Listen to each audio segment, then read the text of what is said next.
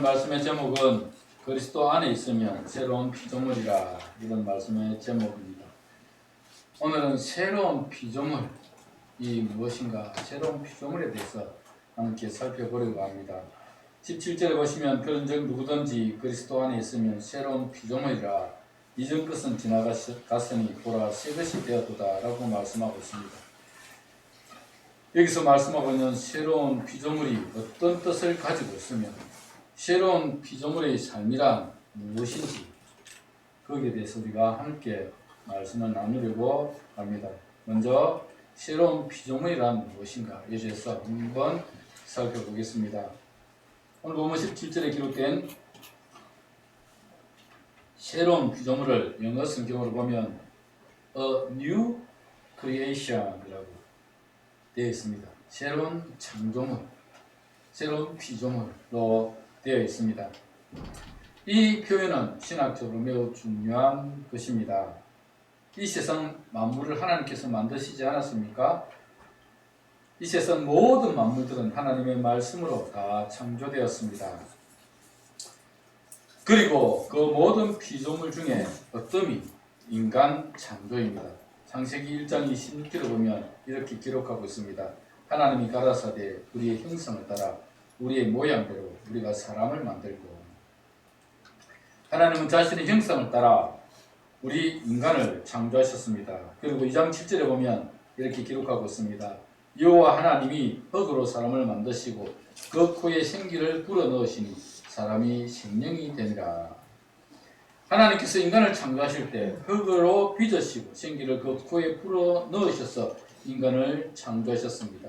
그 인간은 하나님의 형상을 따라 지음을 받은 하나님의 속성을 가진 인간이었습니다. 하나님의 형상, 늘 말씀을 드리지만 형상은 우리의 겉모습이 아니라고 말씀을 드렸습니다.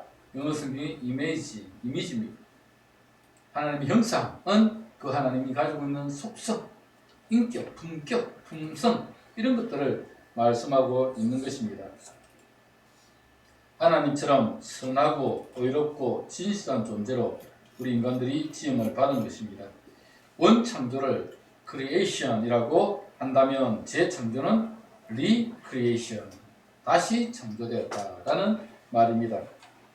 하나님께서 첫 번째 만드신 우리 인간의 모습은 그야말로 완벽했습니다. 그런데 왜 다시 리크리에이션, 재창조가 필요할까요? 왜 다시 뉴 크리에이션이 필요할까요? 그 이유는 인간의 타락 때문이었습니다. 하나님께서 인간을 창조하실 때에 하나님의 형상을 닮은 완벽한 인간으로 창조하셨습니다. 그리고 하나님께서는 자유의지를 우리 인간에게 주셔서 생각하고 판단하고 결정하게 하셨습니다. 만일 하나님께서 우리 인간을 로봇처럼 프로그래밍대로 움직이게 했다면 타락할 수도 없었을 것이고 생각이나 판단도 할 수가 없었을 것입니다. 그러나 하나님은 그렇게 하기를 원하지 않으셨습니다. 인간에게 자유의지를 주셔서 인간의 의지와 판단을 따라 하나님의 말씀에 순종하기를 원하셨습니다. 첫사람 아담과 하와는 그렇게 하나님의 말씀에 순종하며 에덴 동산에서 행복하게 살고 있었습니다. 그러나 사탄은 하나님과 인간 사이의 관계를 깨뜨리기 위해서 찾아왔습니다. 사탄은 하나님과 인간의 이 관계를 깨뜨려야, 그래야 하나님과의 관계가 깨지고 그들이 자신의 종으로, 노예로, 또 죄의 종으로, 죄의 노예로 살아갈 수 있기 때문에 인간을 찾아왔고 인간에게 유혹을 했습니다. 왜 하나님께서 선악과를 따먹으라 했는 줄 아느냐? 그리고는 사탄이 뭐라고 이야기합니까? 하나님께서 그 선악과를 따먹지 말라고 한 이유는 네가 그거 따먹으면 하나님처럼 되니까 하나님께서 따먹지 말라고 한 것이다 라고 이야기를 했습니다. 사탄의 작전이 뭐죠? 인간에게 불신을 심어주는 겁니다. 그 전에, 사탄이 유혹하기 전에는 무조건 순종해야 되는 줄 알았습니다. 왜냐하면 피조물이지 않습니까? 지음을 받은 존재입니다. 하나님께서 우리를 지으셨기 때문에 말씀에 순종하는 것이 난민했습니다. 그런데 사탄이 와서 우리에게 불신을 심어준 거죠. 의심을 심어주었습니다. 왜 하나님께서 선악과를 따먹지 말라고 한 줄 아느냐? 네가 하나님처럼 되니까 따먹지 말라고 한 것이다. 불신이 인간 마음에 들어오자 아담과 하와는 그 선악과를 쳐다보게 되었고, 쳐다보는 순간 그 선악과의 탐스러움이, 야, 저거 먹으면 정말 하나님처럼 지혜롭게 될 것 같다 라는 마음이 들었습니다. 그렇습니다, 여러분. 우리에게 불신이 들어오고 하나님에 대해서 의심하기 시작하면 세상의 것이 다 좋아 보입니다. 죄악된 것이 더 좋아 보입니다. 탐욕이 더 좋아 보입니다. 우리에게서 이 불신이 사라져요. 불신의 결과는 곧 불순종으로 이어졌습니다. 결국 하와가 먼저 선악과를 따먹은 후 아담에게도 주니 그도 먹었습니다. 불신이 불순종으로 이어졌고, 불순종이 결국은 죽음을 맞이하게 되었습니다. 결국 아담과 하와는 하나님의 동산에서 쫓겨나서 가시와 엉겅퀴가 자라는 땅에서 땀을 흘려야 음식을 먹을 수 있게 되었습니다. 하나님으로부터 버림을 당한 인간은 죽음이 찾아왔죠. 기독교의 죽음은 세 가지라고 말씀드렸습니다. 첫 번째는 뭐죠? 영적인 죽음. 영적인 죽음은 하나님과의 관계가 단절되는 것입니다. 하나님으로부터 버림을 당하는 것입니다. 유기당하는 것입니다. 두 번째 죽음은 육신의 죽음. 하나님으로부터 버림을 당한 인간은 결국 육신의 죽음을 맞이하게 되었습니다. 세 번째 죽음은 영원한 죽음, 지옥 형벌입니다.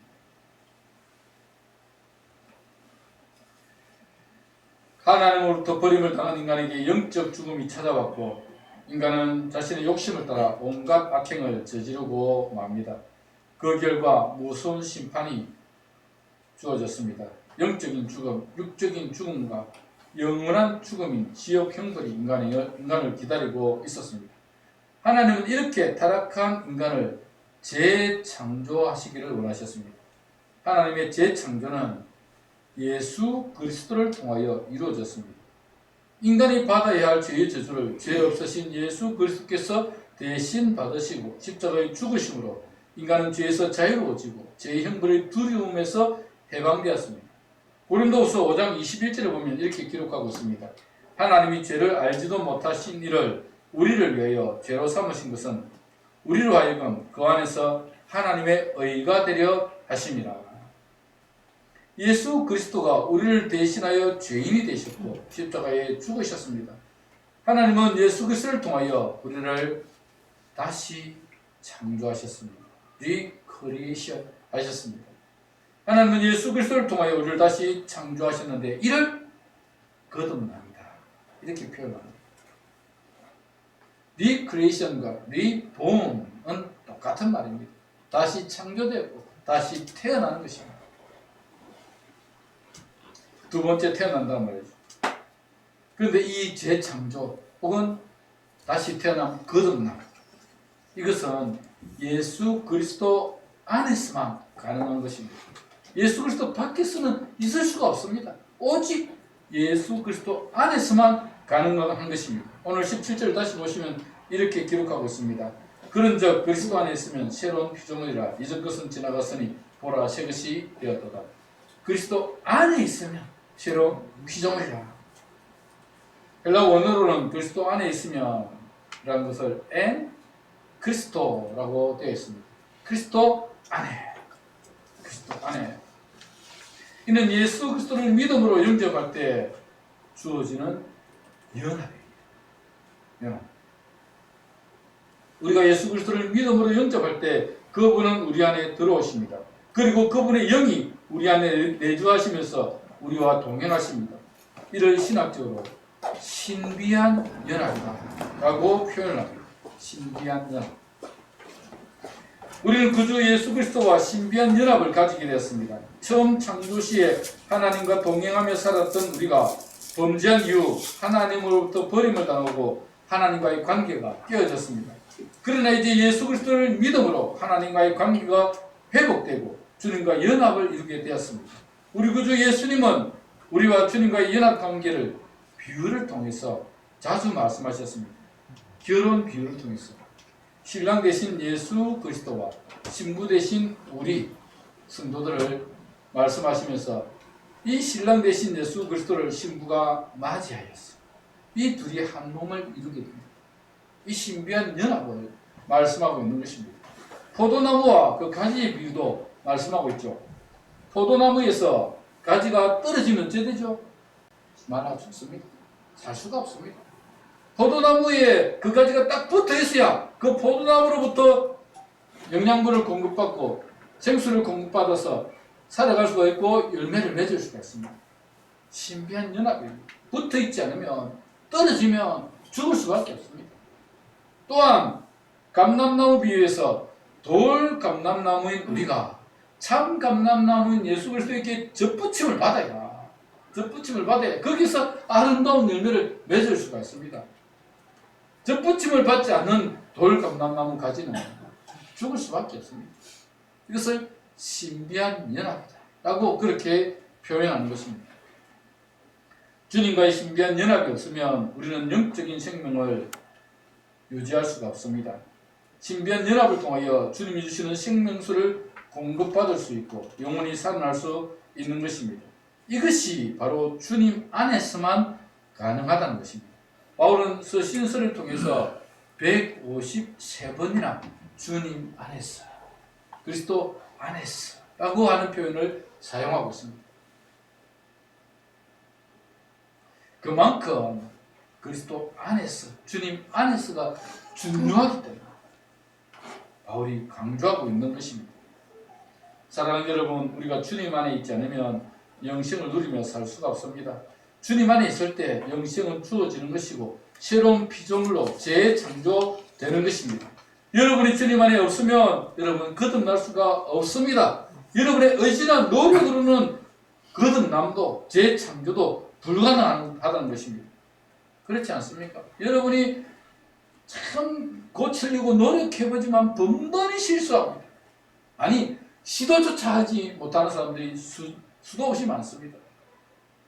주님 안에 있을 때 우리는 리크리에이션이 되고 주님 안에 있을 때 리보닝, 다시 태어남, 거듭남이 가능한 것입니다. 주님이 여러분의 주인으로 여러분의 마음의 보좌의 왕으로 모셔 여러분이 드릴 때에 그분의 말씀에 순종하며 살아갈 때에 여러분의 인생이 다시 태어나는 거듭남의 삶을 살아갈 수 있다라는 것입니다. 그러면 우리가 예수님 안에서 재창조되었을 때에 어떤 변화가 생길까?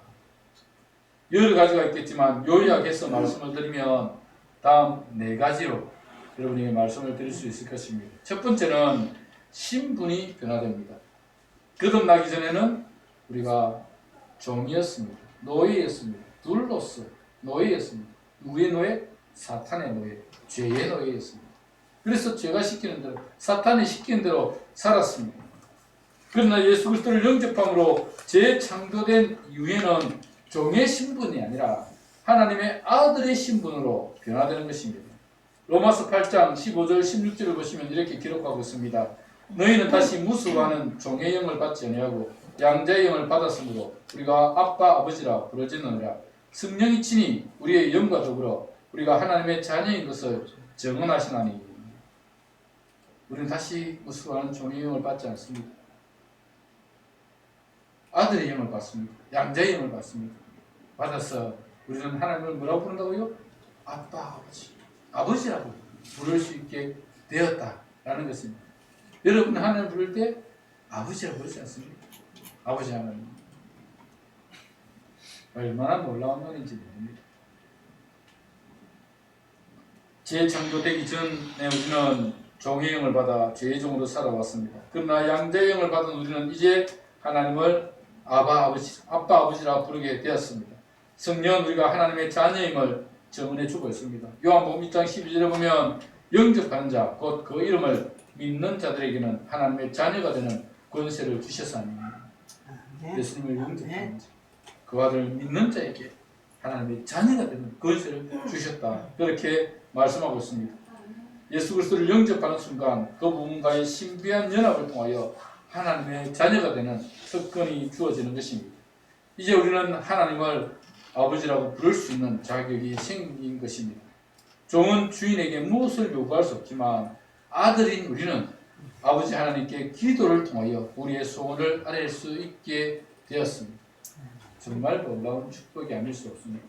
하나님 앞에 직접 나가서 아들이기 때문에 아버지 하나님께 기도를 통하여 우리의 소원을 아뢰 아버지 하나님께 간구함으로 우리의 이 인생의 문제들을 해결받을 수 있는 길이 생긴 것입니다. 예수 그리스도의 신비한 연합을 통하여 우리의 신분이 변화된 것입니다. 두 번째는 우리의 생각이 변화됩니다. 예수님을 믿음으로 영접하는 순간 성령님은 내 안에 들어오셔서 생각을 바꿔주십니다. 믿기 전에 우리의 생각은 어땠을까요? 하나님으로부터 버림을 당한 인간의 모습이 로마서 1장 18절 이하에 적나라하게 나타나고 있습니다. 우리가 다 배워서 압니다.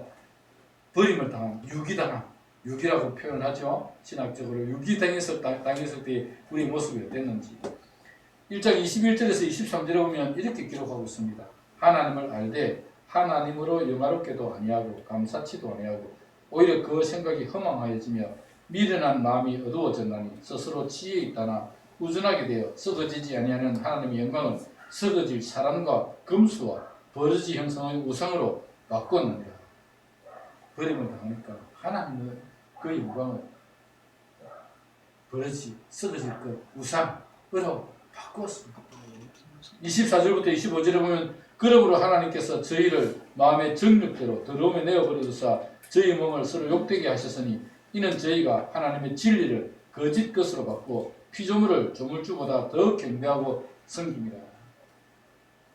26절에서 27절에 보면 이를 인하여 하나님께서 저희를 부끄러운 욕심에 내어버려 두셨으니 곧 저희 여인들도 순리대로 쓸 것을 바꾸고 영리로 쓰며 이와 같이 남자들도 순리대로 여인스기를 버리고 서로 향하여 업력이 풀릴 듯하며 남자가 남자로 더불어 부끄러운 일을 행하여 저희의 그릇 때문에 상당한 보응을 그 자신이 받았느니라.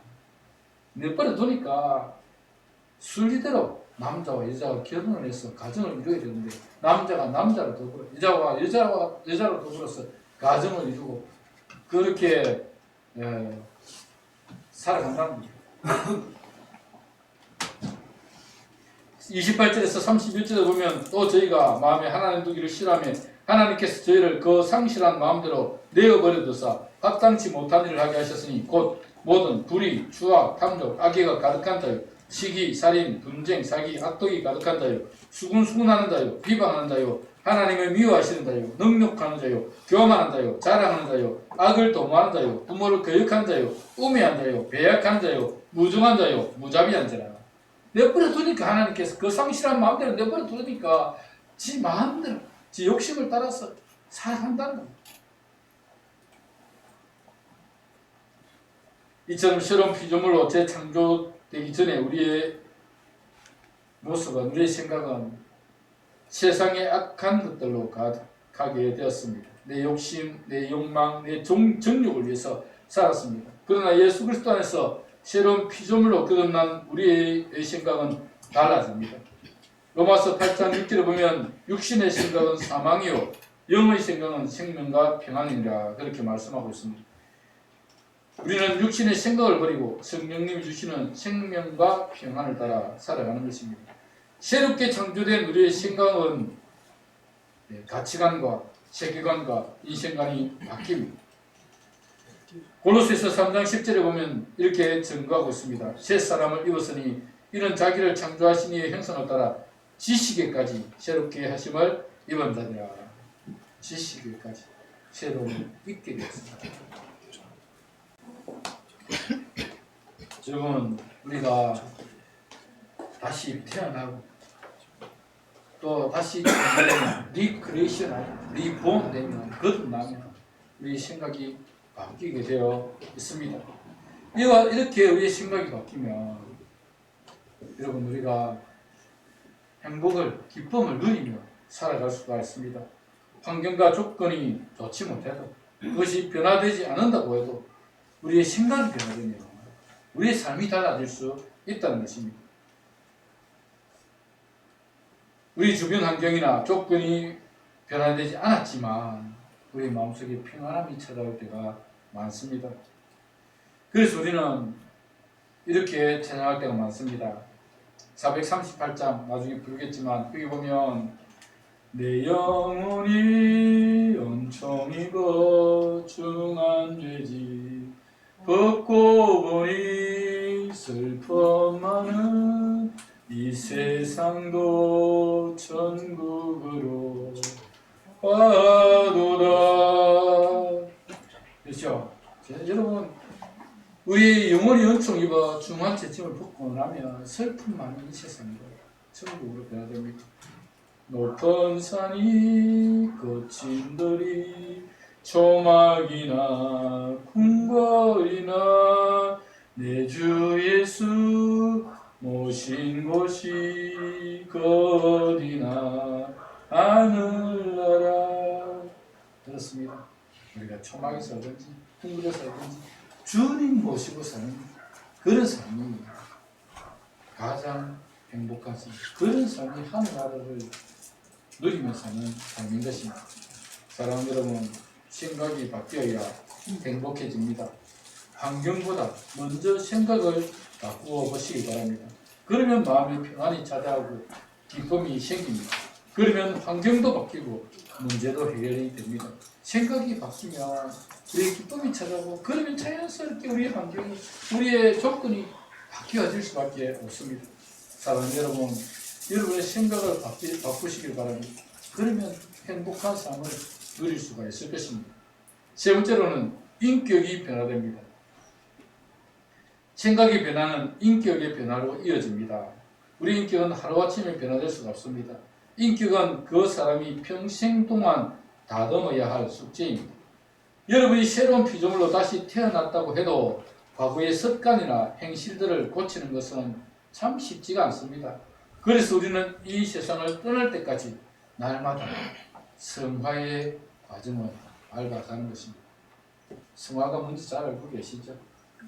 성화는 주님 부르시는 그날까지 날마다 거룩을 연습하고 거룩을 향해서 달려가는 우리의 삶을 말하고 있습니다. 항상 거룩을 향해서 달려가야 합니다.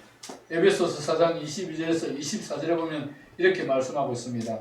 너희는 유혹의 욕심을 따라 썩어져가는 구습을 따르는 옛사람을 벗어버리고 오직 너희의 심령이 새롭게 되어 하나님을 따라 의와 진리와 거룩함으로 지으심을 받은 새 사람을 입어라. 옛날 구습을 따르는 옛사람을 벗어버리고 새롭게 되어 하나님을 따라 의와 진리의 거룩함으로 지으심을 받은 새 사람을 입어야 한다. 그렇게 말씀하고 있습니다. 사람의 인격이 변화된다는 게 참 어렵습니다. 나쁜 습관을 한번 들여놓으면 그 습관 고치는 게 정말 어렵습니다, 여러분. 그러나 예수님이 내 안에 들어오셔서 나를 다스리시면, 내 안에 성령님이 들어오시면, 그리고 내가 주님께 순종하기 시작하면 우리의 인격이 조금씩 변화되어 가는 것입니다. 날마다 자신을 반성하게 되고 말씀의 거울에 자신을 비춰가며 자신의 인격을 다듬어 가는 것입니다. 여러분의 인격은 지금 얼마나 변화되었습니까? 자신을 한번 돌아보시길 바랍니다. 전에는 항상 화를 품고 살았습니다. 누가 건들기만 하면 터집니다. 특히 젊었을 때는, 저도 그랬던 것 같아요. 젊었을 때는 막 누가 건들면 터졌습니다. 근데 나이도 들어가고 인격도 조금씩 말씀을 안에서 변화되어 가니까 많이 변화되었습니다. 전에는 사촌이 땅만 사도 배가 아팠고 다른 사람이 잘 되는 꼴을 볼 수가 없었습니다. 그래서 시기하고 비방했습니다. 그런데 예수를 만나 새로운 피조물이 된 이후로는 인내하기 시작합니다. 예수님이 내 안에 들어오니까 참을만 합니다. 그렇지 않습니까? 예수님이 내 안에 계시니까 이제는 참을만 해요. 예수님이 내 안에 계시니까 여유도 생기고 기쁨도 생깁니다. 다른 사람에게 책임을 전가하기보다는 내 탓이요 하며 나를 돌아보게 됩니다. 이제는 절제도 배우고 순리도 배우게 됩니다. 우리의 인격은 그렇게 변화되어 가고 있는 것입니다. 이렇게 변화된 사람 가운데 김익두 목사님을 이야기하지 않을 수가 없습니다. 그분은 한국의 무디라는 별명을 가진 분입니다. 무디가 어떤 사람입니까? 비폭력, 무자, 비폭력자, 폭력을 하죠. 정말 그런 사람이었습니다. 일제강점 뒤와 해방 직후 전국을 돌며 복음을 전했던 이 김익두 목사님, 부흥사로 활약을 굉장히 많이 했던 분이셨는데 6.25 당시에 교회를 끝까지 지키다가 공산군에게 순교를 당했습니다. 그분은 본래 여러분 잘 아시는 대로 엄청난 깡패였습니다. 방에도 안악 지역에서 유명한 깡패로 이름이 날렸습니다. 그가 활동하던 안악 시장에서 아주 악명이 높았는데 그때 별명이 안악골의 호랑이다는 별명이 있었습니다. 한번 그와 시비가 붙으면 시장 전체가 아수라장이 되기 일쑤였습니다. 그래서 사람들이 그 시장에 갈 때에 오늘은 김익두를 만나지 않게 해주세요 라고 성당당에 가서 빌고 갔다는 이야기가 전해져 오고 있습니다. 그랬던 그가 선교사가 전해준 전도지를 받고 교회에 가서 예수를 믿었습니다. 예수를 믿고 나서 그가 변화되기 시작했습니다.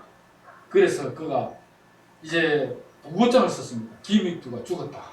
그러니까 얼마나 사람들이 좋아했는지 김익두가 죽었다니까 너무 좋아했습니다. 그런데 그 부고장의 내용이 뭡니까? 옛날에 김익두가 죽었다는 거예요.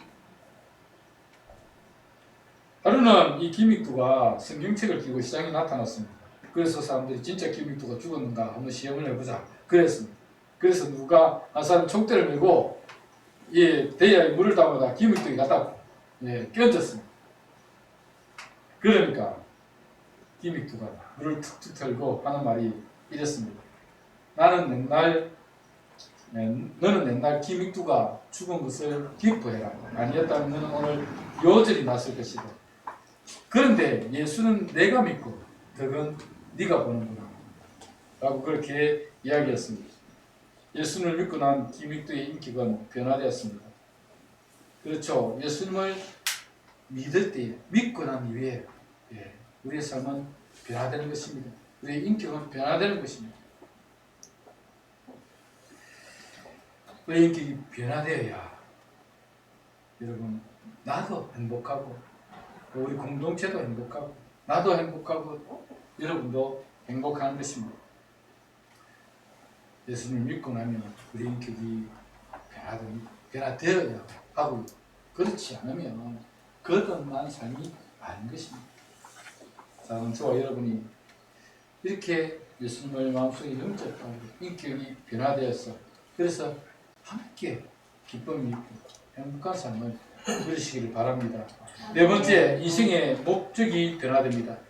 우리가 예수님을 마음으로 믿어 새로운 피조물이 되면 인생의 목적이 달라집니다. 예전에는 돈 많은 것이 최고였습니다. 예전에는 이 높은 권세를 갖고 세상의 쾌락을 즐기는 것이 전부였습니다. 그러나 이제는 달라집니다. 무엇을 하든 하나님의 영광을 위한 것이라면 그 자체가 귀한 줄로 압니다. 나를 위해서가 아니라 하나님을 위해서 예수님을 위해서 살아갑니다. 고린도서 5장 15절에 보면 이렇게 기록하고 있습니다.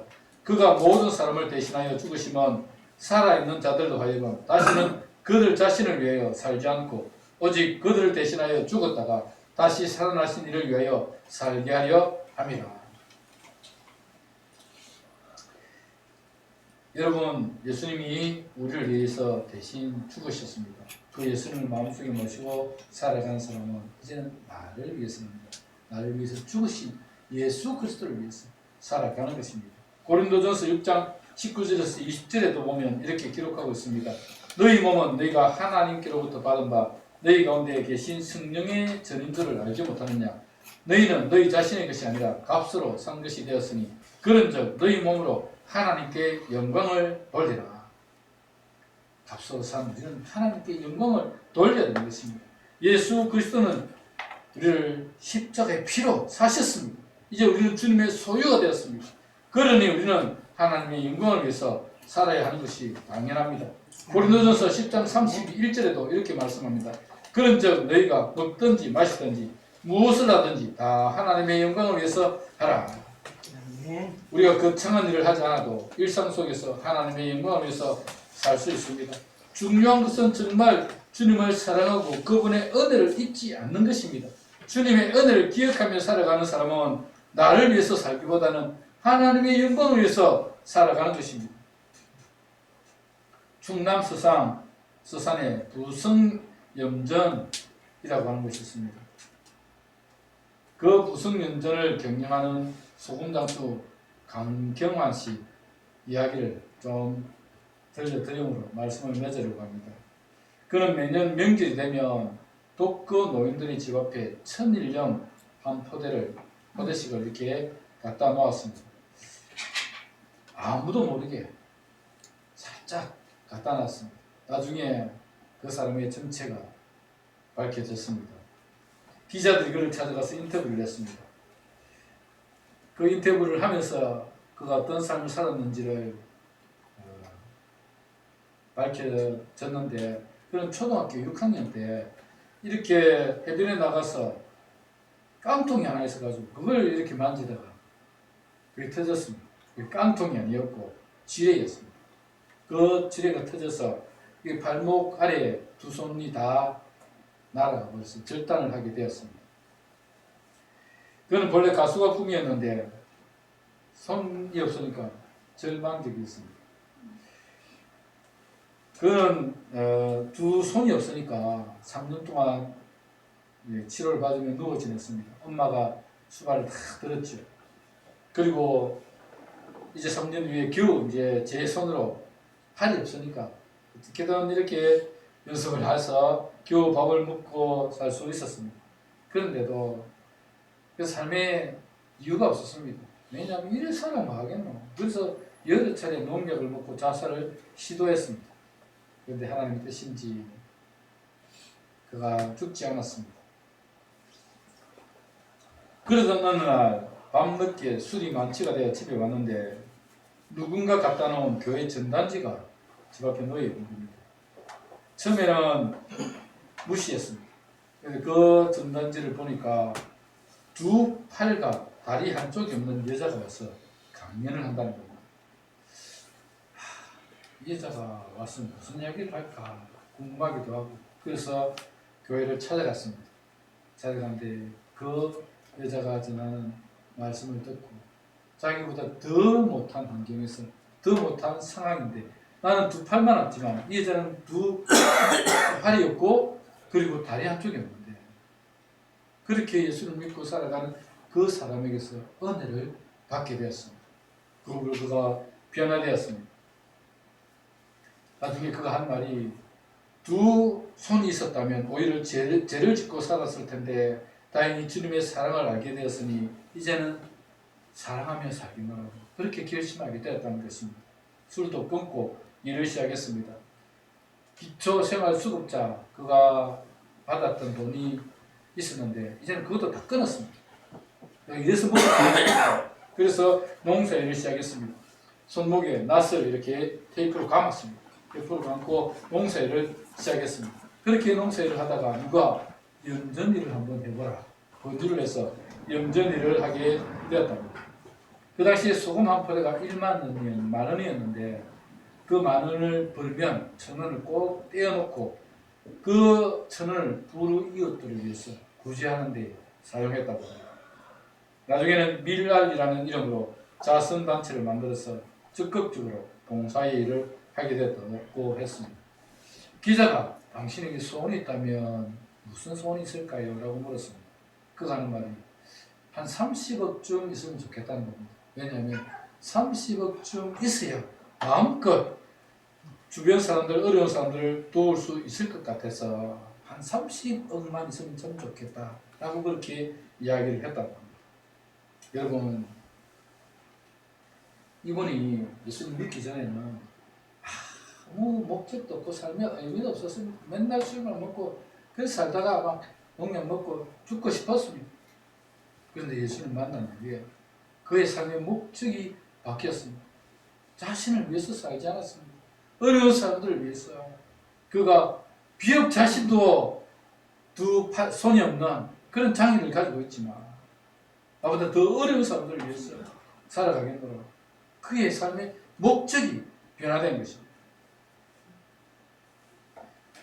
얼마나 멋진 인생입니까? 새로운 피조물이 되면 우리 인생의 목적이 변화됩니다. 사랑하는 여러분, 저와 여러분은 그리스도 안에 있는 사람입니다. 주님과 연합, 신비한 연합을 이룬 사람입니다. 이제 신분이 변화되었습니다. 하나님의 자녀가 되었습니다. 생각도 변화되고 인격도 변화되고 인생의 목적도 변화되었습니다. 그러나 아직까지는 천국에 들어가기까지는 우리의 삶에는 끊임없이 죄유혹이 있고 끊임없이 힘든 일도 찾아올 것입니다. 그러나 우리 안에 누가 계시죠? 예수님, 그의 성령님, 그분의 영이신 성령님이 우리 안에 계십니다. 우리가 동행하고 계십니다. 신비한 연합을 이루며 살아가고 있는 것입니다. 그래서 우리 주님과 더불어서 우리는 날마다 그분의 말씀에 순종하고 날마다 성화의 길을 걸어가야 됩니다.